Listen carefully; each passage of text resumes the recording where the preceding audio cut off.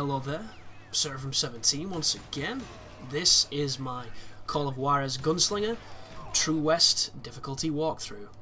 This is Chapter 5, Be Quick or Be Dead, son. And I'm using the quick shooter, which is a fun gun because it reloads like lightning, it fires like lightning, it just doesn't have great range or good damage. So I personally don't think it's a very good gun, but it's a fun gun, which is all good.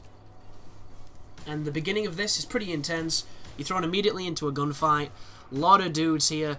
This is the point in the walkthrough where you might notice my aim is slightly better because I'm getting a little bit more warmed up. And this mission ends with a shootout with perhaps the fastest guy on the game, I think. He's the dude who reminds me of Val Kilmer from, I think is it Tombstone Val Kilmer's in? He reminds me of that character. And he pulls double guns.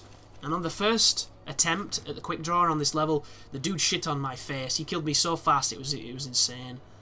Like, I don't think that the draw mechanic on this game is very good. I personally think, you know, monitoring two different things at the same time is a little bit like rubbing your tummy and patting your head. It's not very fun. It's way too gimmicky and stupid.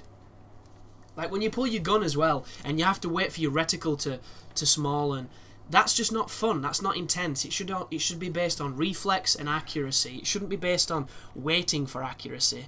Like, I really enjoy the draw mechanic on the duels in Red Dead Redemption. I think Red Dead Redemption did it perfectly, and I would have liked this game to copy it. It didn't, which I do respect, but at the same time, it's invested in a mechanic that I just don't think is that good.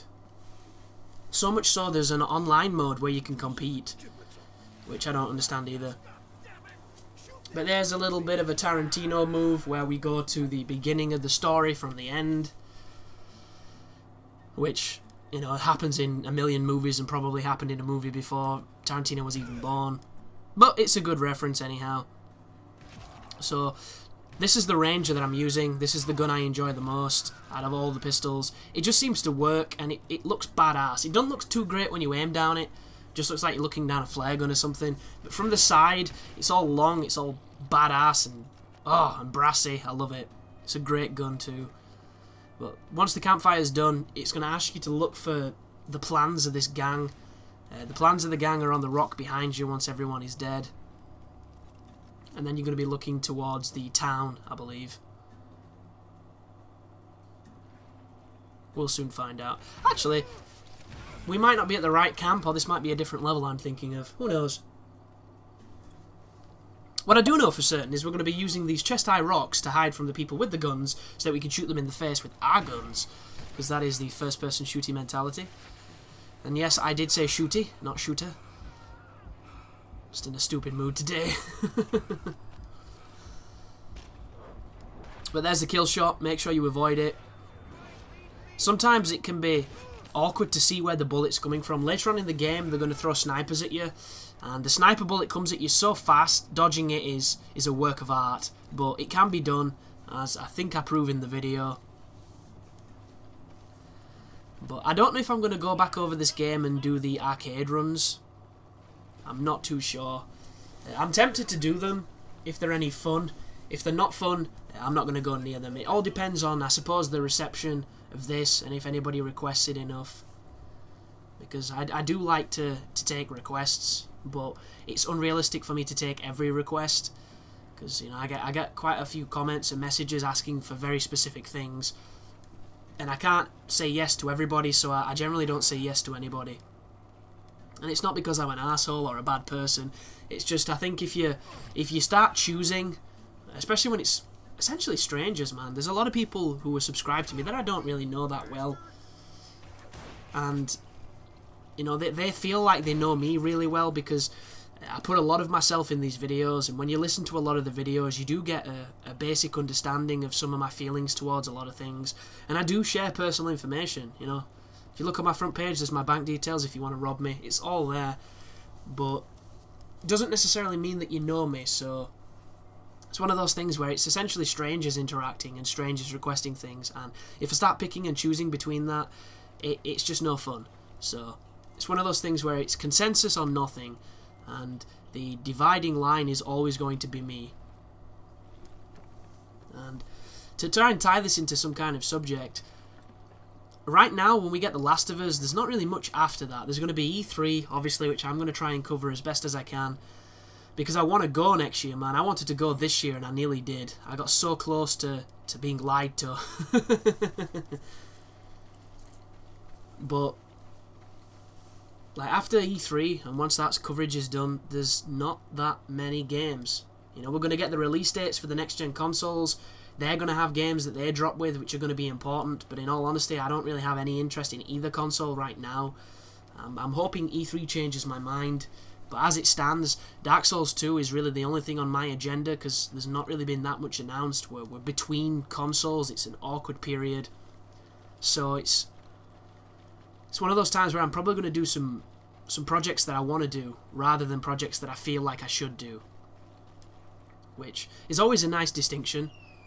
And I want to cover an RPG.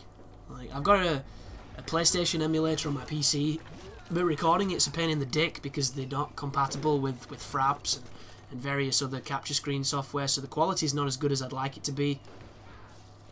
So I don't know how I'm going to make that work. I wanted to do the last story for the Wii, and then Nintendo went and just proved how much their thumb is just not on the pulse at all when it comes to what people want. They've essentially made fools of themselves, in my opinion, by trying to steal the money that hard-working creative people are getting from advertising their product, and I think it's fucking rude. I think it's really rude. Like, you buy a game, you pay for that license, and you pay to use it in accordance to fair usage of, like, the... You know, you're doing nothing wrong at that point. All you're doing is giving Nintendo more marketing, free marketing, and spreading awareness of their product, you know.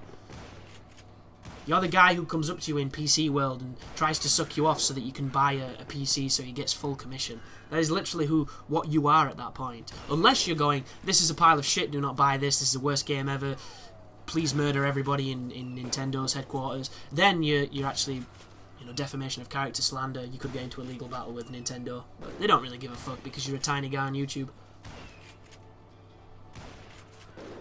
Unless you're, you know, PewDiePie or whoever that guy is. Which, do you know when you get to a certain level on YouTube, companies will pay you to advertise their games? What a fucking gift that is. Pay you to play their game. Not only does that mean you're probably going to get a free copy of that game, but you're also being paid to display it. Wow. If that is not a dream of any gamer I know, I don't know what is.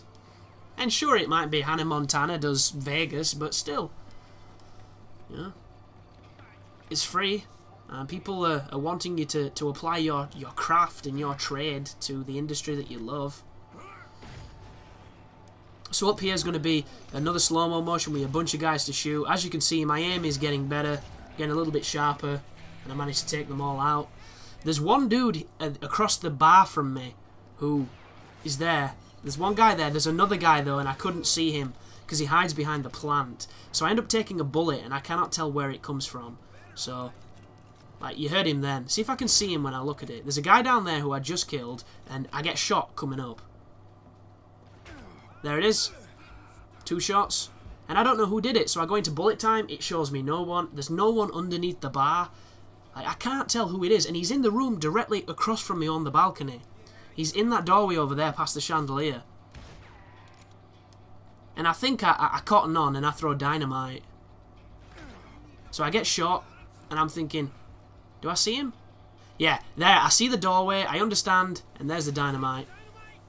And there you go. Room is cleared. And then once you've done that, it's going to be a quick draw against Val Kilmer. And here he is. So you'll notice this guy doesn't even move. That's how comfortable he is and how fast he is. So make sure you can get as much focus as possible, get that hand over your gun to get your speed up, and then wait for those heartbeats.